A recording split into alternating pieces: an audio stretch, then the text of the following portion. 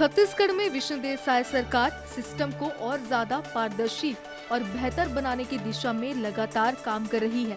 इसके लिए नए प्रावधान से लेकर पुराने प्रावधानों में बदलाव भी कर रही है। इसी दिशा में प्रदेश के युवाओं के हित में लिया गया एक और फैसला भी काफी अहम माना जा रहा है। साय सरकार ने प्रतियोगी परीक्षा में शामिल होने के लिए फॉर्म शुल्क फिर से लागू कर दिया है, लेकिन जो छात्र परीक्षा या इंटरव्यू में बैठेंगे उन्हें उनका फॉर्म शुल्क वापस कर दिया जाएगा।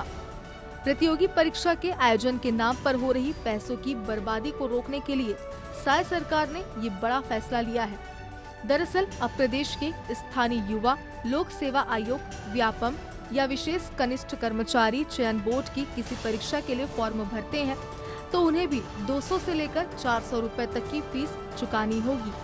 लेकिन इससे प्रतियोगी परीक्षा की तैयारी को लेकर गंभीर प्रदेश के युवाओं को कोई नुकसान नहीं होगा।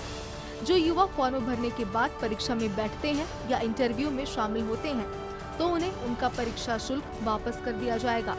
लेकिन जो युवा एग्जाम को लेकर सीरियस नहीं थे और फॉर्म भरने पर भी एग्जाम नहीं देते थे, ऐसे युवाओं पर लगाम लगेगी।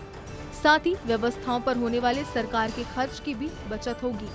दूसरी ओर सीरियस युवाओं को एग्जाम देने और आगे बढ़ने का मौका मिलेगा। इससे सीरियस कैंडिडेट की परीक्षा में उपस्थिति का प्रतिशत बढ़ेगा।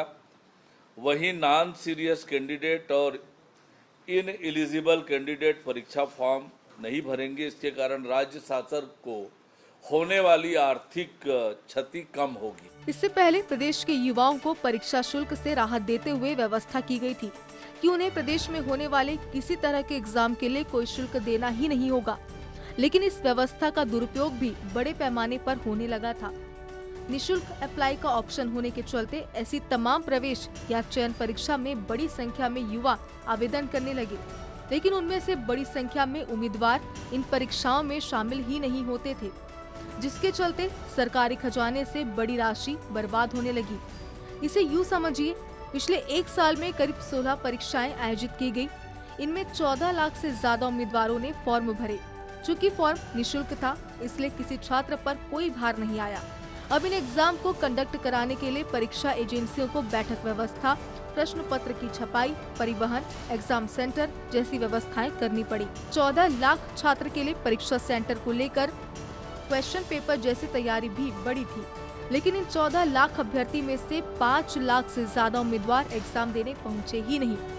बता दें कि एक उम्मीदवार के पीछे औसतन 150 से लेकर 200 रुपए तक खर्च होते हैं। लेकिन अनुपस्थित छात्रों के चलते एक साल में ही 7.5 से 10 करोड़ रुपए का नुकसान सरकारी खजाने को हुआ। कुछ परीक्षाएं तो ऐसी भी रही जिसमें 80% तक उम्मीदवार अनुपस्थित रहे।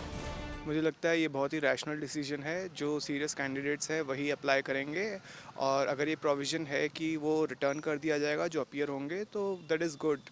ये सही लगता है मेरे को, क्योंकि जैसे कई बार ये होता है स्टूडेंट्स फीस नहीं है करके फ़ोन के थ्रू या बैठे हुए चलो फॉर्म डाल देते हैं, ऐसी बिना प्रिपरेशन के भी, या कभी कभी देना भी नहीं है फिर भी फॉर्म फिल कर दिए रहते हैं क्योंकि कोई चार्जेस नहीं करके। ये बहुत सही डिसीजन है, क्योंकि सीरियस कैंडिडेट्स इससे सामने आएंगे और जो ऐसे ही टाइम पास के लिए फॉर्म भरते हैं या भरते भी हैं और जाते भी नहीं हैं, वो अपने आप छट जाएंगे। सरकार ने अपने फैसलों से साफ कर दिया है कि सरकार युवाओं के भविष्य को लेकर बेहद सीरियस है।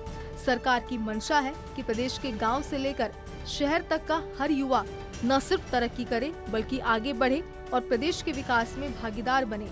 एक युवा अगर किसी नौकरी को पा लेता है तो उसके साथ उसके परिवार की आर्थिक स्थिति भी बेहतर हो जाती है। उसके भाई बहनों को पढ़ाई से लेकर दूसरी जरूरतों में बहुत ज्यादा मदद मिलती है। कई युवा नौकरी पाने के बाद अपने भाई बहनों को न सिर्फ प्रदेश में बल्कि प्रदेश से बाहर भी पढ़ने के लिए भेजते हैं। और जब कोई प्रदेश का युवा आगे बढ़ता है तो अपने आप प्रदेश भी आगे बढ़ता है। यही वजह है कि सरकार नए कदम उठा रही है। साय सरकार का ये नया कदम उम्मीदों भरा होने के साथ युवाओं को अपने करियर के प्रति सीरियस करने वाला भी है। सरकार का ये मानना है कि नई व्यवस्था से पैसों की बर्बादी का ये सिलसिला रुकेगा। नई व्यवस्था में पढ़ाई को लेकर गंभीर युवाओं पर भी कोई बोझ नहीं आएगा, लेकिन नॉन सीरियस और अयोग्य कैंडिडेट द्वारा फॉर्म भर देने की प्रवृत्ति पर रोक लग सकेगी। इसके चलते राज्य शासन को होने वाले आर्थिक नुकसान पर भी अंकुश लग सकेगा।